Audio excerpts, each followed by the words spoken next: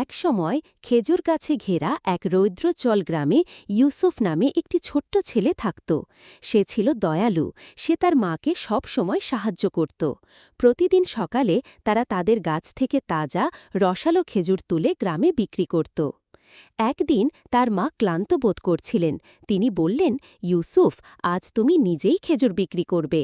নবী মোহাম্মদ সাল্লাল্লাহুয়ের যা শিখিয়েছিলেন তা মনে রেখো, সৎ থাকো।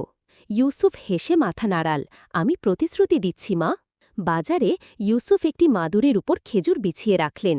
একটি বড় ঝুড়িতে সেরা চকচকে খেজুর ছিল এবং একটি ছোট ঝুড়িতে খেজুর ছিল যা এত তাজা ছিল না। তিনি একটি সাইনবোর্ড লাগিয়ে দিলেন, মিষ্টি খেজুর। কিছুক্ষণের মধ্যেই একজন লোক এসে বলল, এই খেজুরগুলো দেখতে সুস্বাদু, এগুলো কি সবগুলোই তাজা? ইউসুফ লোকটির দিকে তাকাল এবং তার মায়ের কথা মনে পড়ল। সে বলল, বেশিরভাগই তাজা, কিন্তু এখানে এগুলো পুরনো, তুমি চাইলে দুটোই চেষ্টা করে দেখতে পারো।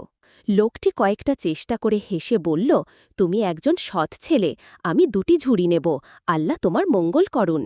যত বেশি লোক আসছিল, ইউসুফ প্রতিটি ঝুড়ি সম্পর্কে সত্য বলতে থাকল। দিনের শেষে সে সব কিছু বিক্রি করে দিয়েছিল।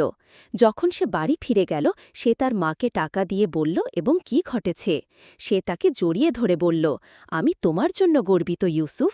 নবী মোহাম্মদ বলেছেন, কিয়ামতের দিন সৎ ব্যবসায়ী, নবী, সত্যবাদী এবং শহীদদের সাথে থাকবে।